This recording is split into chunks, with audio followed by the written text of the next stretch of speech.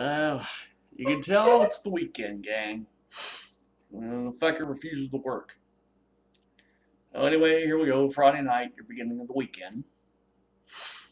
Uh, Before I go any further, thank you, YouTube, for actually redoing the place and never telling anybody. It shocked the hell out of me when I came on here. I was like, oh my god, everything changed.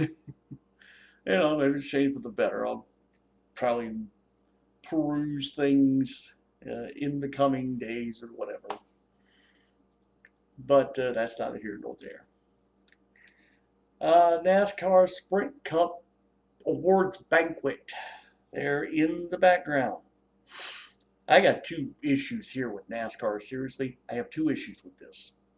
So number one, why does it take you an hour to start the damn banquet? I mean, the coverage started like what 9 o'clock, and here it is, what 10 minutes after 10, and they just now started the banquet. I said, here you had like an hour red carpet show. What was the purpose here? And why are you holding this in Vegas? You know, if you want, I mean, I can understand, they used to do this in New York City, but, you know, they moved, it was moving it out of there. I mean, I understand why you move it out of New York because, less people there can't relate to stock car racing.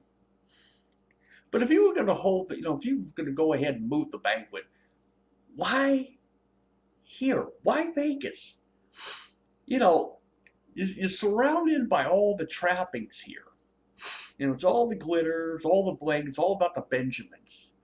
It's like you don't give a flying fuck about the average American race fan. If you really wanted to honor this, you'd hold this damn thing in the NASCAR Hall of Fame there in Charlotte. I mean, you got this place built. What's wrong with holding it where the sport began? And if you want to be technical, you could say, find someplace in Daytona Beach, since NASCAR was really found in a motel there in Daytona Beach, like 1947 or whatever. You want to honor the sport, that's where you go. Why Vegas? And when you know how to start at this damn thing, check out the cast of Jersey Boys, just this Broadway musical about the Four Seasons, Frankie Valli and the Four Seasons. I said, here it is, baby, Vegas, where Broadway shows go to die. Jesus Christ. Jersey Boys. I said, who would even stand there and pay like, hey, I don't know what they charge there for tickets on Broadway. It's like, I don't know, maybe $80 or something. Why would you pay $80 for this? I said, these sound nothing like Frankie Valli. Fuck you. Anyway, so those are my two major complaints right there. You know, those are my two complaints. So go ahead, be bored here. That's the only reason I'm watching is because I really want to see Tony Stewart get his hardware, even though he doesn't drive to jug his racing anymore. I still like the guy.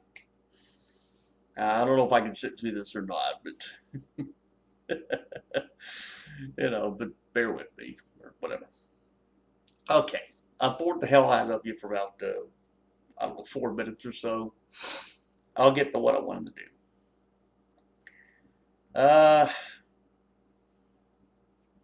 Stand there and talk about the Caps. I mean, they had this last night. I said it in the previous video. The problem with the Caps is not, it's not Ovechkin. It's not, any of the other players.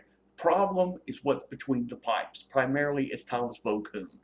Sooner you get this son of a bitch out of Washington, the happier we're all going to be.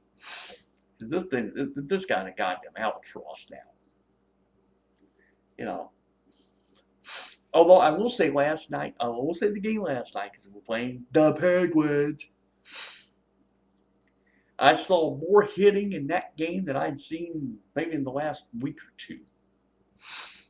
At least they weren't afraid. The Caps weren't afraid to throw the bodies around. So at least I can take the solace in that. But still, it's just seeing Vokoun fuck up.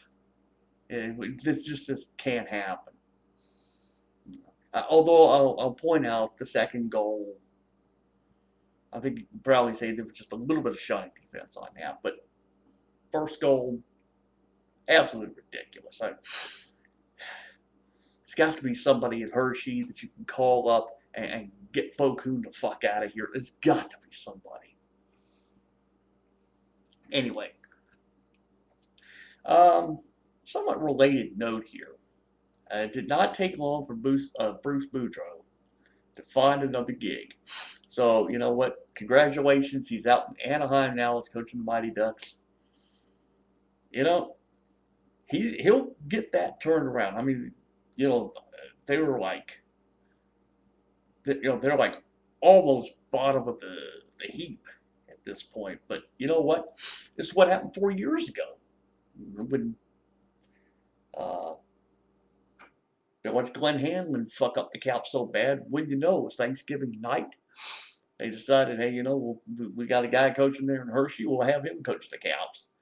And Boudreau came in. And you have to remember, 4 years ago, the Caps were like this. They were just like what you see in Anaheim right now. This was, you couldn't even say bottom of the heap. This was like, forget last place in the division. This is like next to last in the league. I mean, this is like you barely had, it's like on life support. Boudreau turned it around, won the Southeast Division on the last night of that season, the 07-08 season. Last night of the season, regular season, did this. So I have no doubt in my mind he will get that turned around in Anaheim. And so, you know, listen, all of you out there, you know, he'll get it done. So all I can say is, hey, good luck to the guy. You know, no animosity here. You know, we Caps fans do need to applaud him for, you know, helping to turn this franchise around, or at least, you know, turn the culture around. You know, to make Caps games like the second hottest, well, I should say really it's the hottest ticket for sports in the DC area. But, you know, it's hotter, by the way, than the Redskins. And, you know, I won't talk about that. But, you know, because they're playing the Jets on Sunday. And there's no telling what will happen with that game. I got to stand here and clean glasses here for some godforsaken reason. Ah, fuck. Hang on, everybody. This may take a moment. I'll keep talking here. Just give them the money shot. Hey, nobody ever sees me without glasses. I said, my God, it has been so long since I've been wearing these things. Okay, anyway, I digress. What I was going to say. Oh, playing the Jets and all that. So, I love it last night there in Philly. Yeah, Eagles fans, now you know what we've had to put up with here for like 20 years. You know, the level of ineptitude and incompetence and all of that. Yeah, there you go. It was like Seattle beat your ass. And I mean, beat it bad.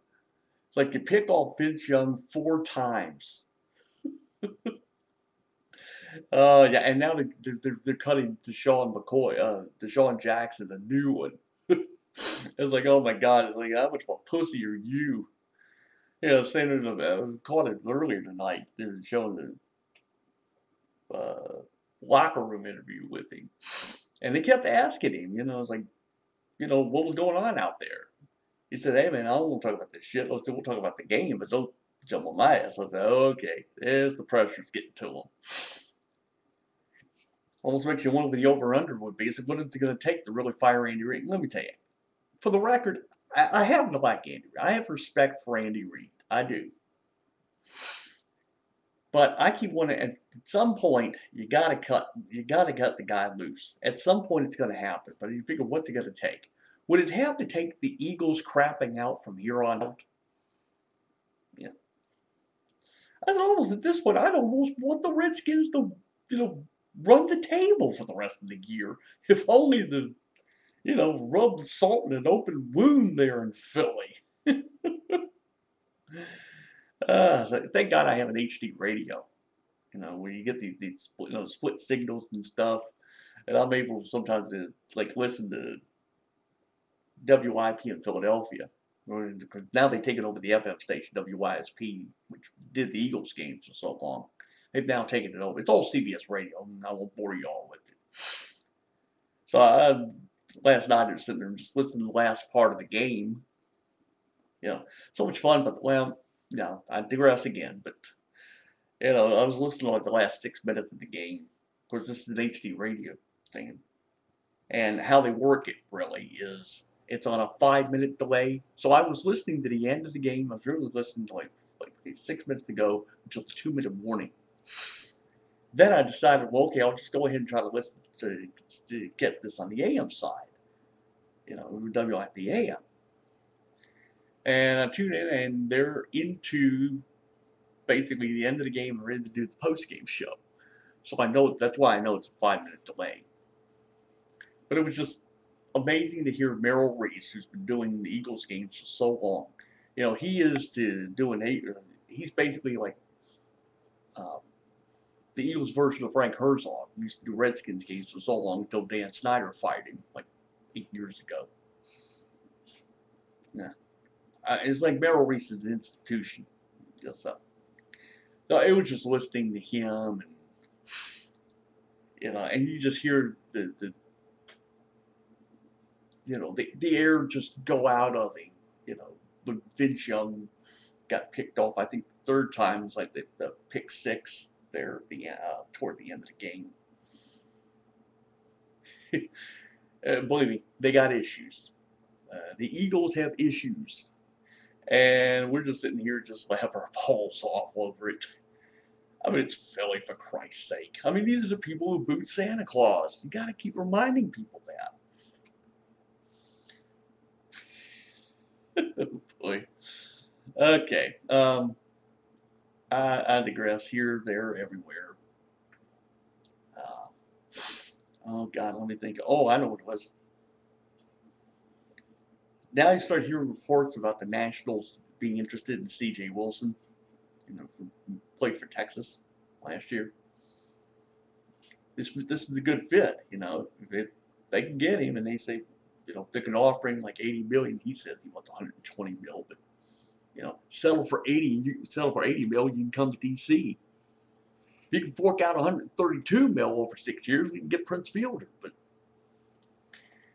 But anyway, what I was going to say here was Stan Kasten, who had been the general manager of the Nationals until about a year or two ago. Apparently now he's part of a group that wants to buy the LA Dodgers. I read something really funny on Twitter tonight. It's like, okay, so now it's like, are we going to see Stan Kasten like organize a bus trip to Philly? Because famously he's been known to give Philadelphia fans like not a discount, but it's like you talk them up, say, hey, come here, come here to the Nationals Park, and come watch your team, and you figure that, and there's why you get drowned out at home games. This is why it becomes disconcerting after a while for the Nats. You can't even get your own fans to make noise. Yes, when your general manager is basically making overtures to your worst rival in the division. So you wonder now what he's going to do if he gets, if him and his group get the Dodgers. What's he going to do? Like organize a bus trip to San Francisco or something. Oh, you want to piss people off. Anyway, so I'm done here for the weekend. I may do one Sunday. I don't know. It all depends on my frame of mind. As I always say. So adios. And adios as my picture freezes once again. There we go. You gotta love it. All right, I will see all of you. This is so fucking disconcerting. I will see all of you when it comes time to do another video. So enjoy your weekend, everybody.